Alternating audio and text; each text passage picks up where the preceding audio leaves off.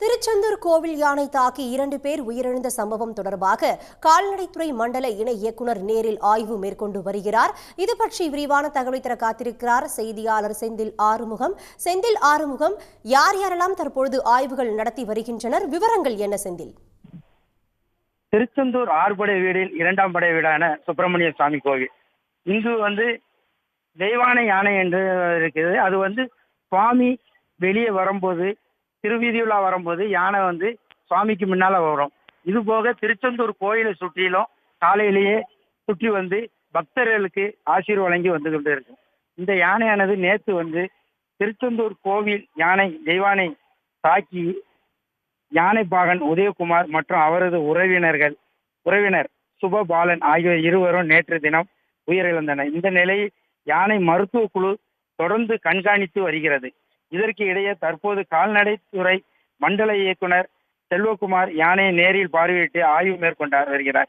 இதைத் தொடர்ந்து வனத்துறை அதிகாரிகள் மனோகரன், கவின் மற்றும் கோயில் தக்கார் அருள்முருகன் மற்றும் அதிகாரிகள் யானையை பார்வையிட்டு வருகின்றனர். கோயில் யானை ஜகஜ நிலையில் இருப்பதாக மண்டல இணை இயக்குனர் தெரிவித்துள்ளனர்.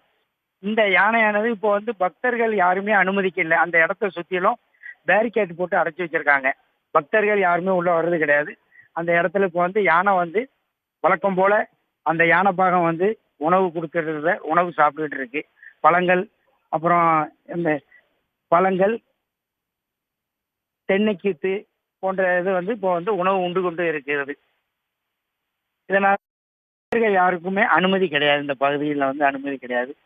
இப்போ பாகன்கிட்ட கேட்டதுக்கு பாகன் சொன்னாங்க என்னன்னா, இப்போ வழக்கம் போல பழங்கள், மாதுளை பழம், ஆரஞ்சு பழம் போன்ற பழங்களை இப்போ நார்மலாக சாப்பிட்டுக்கிட்டு இருக்குங்கிறாரு. ஆனால் சோறு கொடுக்கல. சோறு கட்டி சாதம் மாதிரி கொடுப்பாங்க. அந்த சாதம் மட்டும் இப்போ கொடுக்கல. அதனால இப்போ அந்த யானை கொஞ்சம் என்னன்னா, நேற்று இந்த யானை பாகனை அடித்ததுனால அந்த யானை அப்படியே கொஞ்சம் பயத்திலேயே நிற்கி அந்த யானை பாகனை அடித்த இடத்த பார்த்துக்கிட்டு, அந்த செவுத்து ஓரமாகவே பார்த்துக்கிட்டு யானை சோகமாகவே நிற்கி. ஆனால் எந்த ஒரு பிரச்சனையும் யானைக்கு கிடையாதுங்கிற மருத்துவ குழு தகவலுக்கு தெரிவிச்சிருக்காங்க. அந்த முகாமுக்கு கொண்டு போவதை பற்றி அவங்க அந்த துறை அதிகாரிகள் ஆய்வுக்கு பிறகு தான் அந்த கொண்டு போகிற பற்றி கொண்டு போகிறது சிகிச்சை அளிக்கிறத பற்றி தெரியும் என்று அதிகாரிகள் தெரிவித்துள்ளனர்.